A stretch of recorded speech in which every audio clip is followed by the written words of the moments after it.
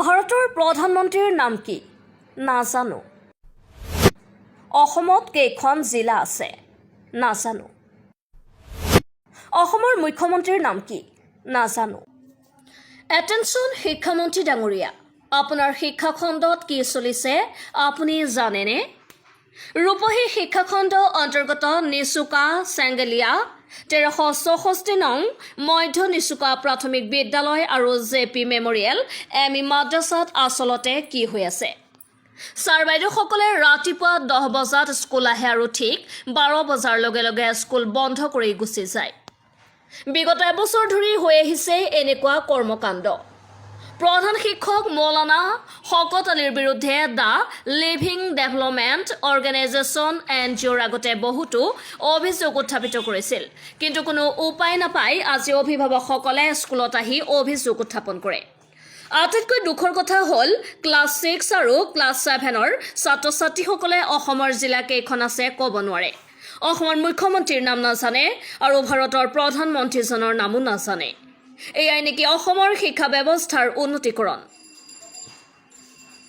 খুদনাবাৰীৰ পৰা মহম্মদৰ সহযোগত মইনাল হকৰ ৰিপৰ্ট, বৰপেটা নিউজ। ক্লাছ 7ৰ ষ্টুডেণ্টক দুই এটা কথা প্ৰশ্ন সুধিছিলোঁ। 7ৰ ষ্টুডেণ্ট হৈও অসমৰ মুখ্যমন্ত্ৰীৰ নাম কি, ভাৰতৰ প্ৰধানমন্ত্ৰীৰ নাম কি এইটোৱে ক'ব নোৱাৰে। তেনেহ'লে আপোনালোকে 7-8ৰ ষ্টুডেণ্টে কি শিকাই আছে? মানে আমাৰ এমই ছেকশ্যনৰ দুটা স্কুলে এমালগেশ্যন হৈছে, হোৱাৰ পিছত আপোনাৰ এমইৰ অসমীয়া, ইংৰাজী, হিন্দী এই টিচাৰবিলাক আমাৰ নাই। LPৰ পৰা মাজে মাজে গৈ শিকায়। আমি জানামতে 9জন টিচাৰ আছে। আপোনালোকে এক বছৰলৈ এনেকুৱা কৰি আছে, ক্লাছ নকৰে, সময়মতে নকৰে, 9টা বজাত আহে 12টা বজাত গুচি যায়। এইটো আপোনালোকৰ ৰুলটো কোনে দিছে? এইটো যে 9টা বজাত আহি 12টা বজাত স্কুল বন্ধ কৰি গুচি যোৱা? নাই, 12টা বজাত বন্ধ কৰি যোৱা নাই। বাইদেউবিলাক আগত যায়। মই বাইদেউবিলাকক বাৰে বাৰে ৰিকুৱেষ্ট কৰিছোঁ যে বাইদেউ আপোনালোকে মোটামুটি LP শাখাখিনি 2টাৰ আগত যাব নোৱাৰে। আৰু বাকী আমাৰ স্কুল আচলতে হ'ল 3:25 মান লৈ আমাৰ স্কুল চলিব লাগে। 3:25লৈকে আপুনি নিজে কৈছে। তেনেহ'লে 12টা বজাত যে আপোনালোকে বন্ধ কৰি আছে, বাইদেউসকলে আপোনাৰ কথা নুশুনে, কিহৰ কাৰণে নুশুনে? স্কুলটো 12টা বজাত বন্ধ কেতিয়াও হোৱা নাই। মানে এইটো মানে ছাত্ৰ ছাত্ৰীয়ে কৈছে, ৰাইজে কৈছে, আপুনি ক'লেতো নহ'ব। স্কুলটো আপুনি ক'লে নহ'ব। শুনক, স্কুলৰ চাৰ্ভাৰ বন্ধ হোৱা নাই, কিন্তু আমাৰ ছাৰ বাইদেউবিলাকে কিছুমানে আগত গুচি যায়। আপুনি কিয় আগত যাব দিয়ে? মই মানা কৰিছোঁ বহুত, মই বহুত মানা কৰিছোঁ, কিন্তু ইয়াতে মানে সেনেকৈ যায়। ওপৰত কমপ্লেইন কৰিব লাগিছিল। কিহৰ কাৰণে এটা আগত যাব? মই সেইটোলৈ আপোনাৰ এইটোতো আছে না, অধিকাৰ আছে না। মই এইটো ছাৰ লগত বা আমাৰ ইয়াৰ ৰাইজৰ লগত মানে এটা আলোচনাও কৰিছোঁ, বহিছিলোঁ। আৰু ইতিমধ্যে যোৱাকালি আমাৰ CSC ছাৰ আহিছিল, এইটো লৈ মানে এটা আলোচনা হৈছে। আৰু সেই হিচাপে ৰুটিনো আমাৰ অলৰেডি যোৱাকালি হৈ গৈছে। এইটো আমাক অফিচৰ পৰাও ফোন কৰিছিল। এইটো আমি এক বছৰলৈ এনেকুৱা হৈ আছে, এক বছৰৰ এনেকুৱা হৈ আছে। আপোনাৰ যোৱাকালি মিটিং কৰিছে, যোৱাকালি আপুনি কেইটা বজাত আহে বাইদেউ? মই 9:10-15 মান। আপুনি গুচি যায় কেইটা? গুচি যায় কেইটা? মই স্কুলৰ ছুটীৰ সময়ত যাম। 3:25। 3:25 নহয়, অলপ তাৰ আগত। স্কুল এতিয়া ছুটী।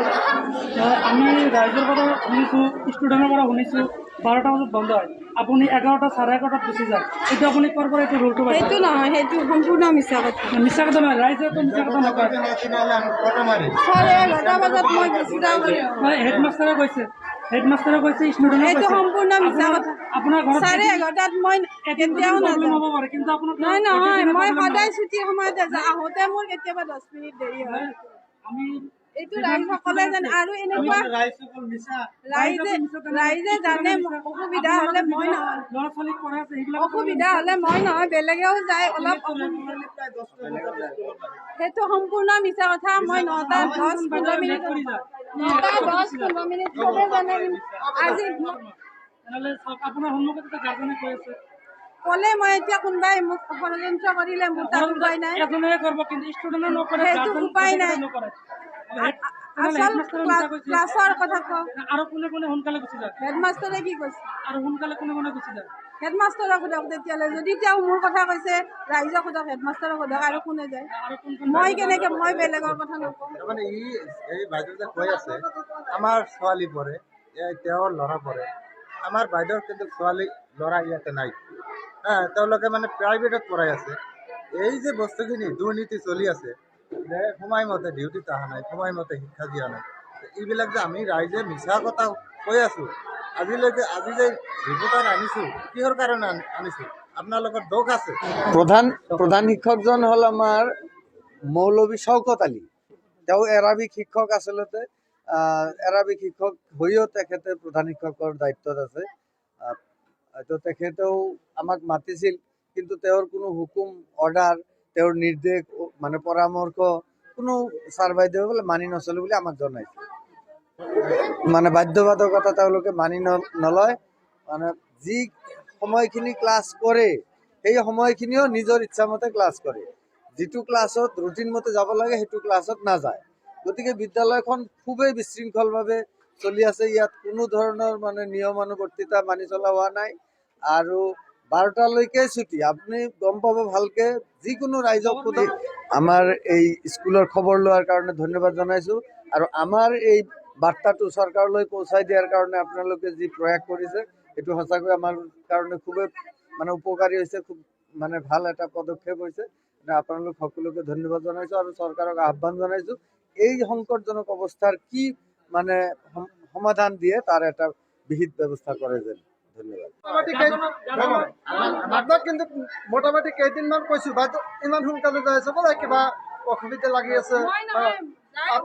আৰু গোটেইকেইটা বাইদেউ এনেকৈ অসুবিধা, ঘৰত কিবা প্ৰব্লেম, ঘৰ দূৰত, এনেকৈ সদায় কিন্তু কৈয়ে থাকে।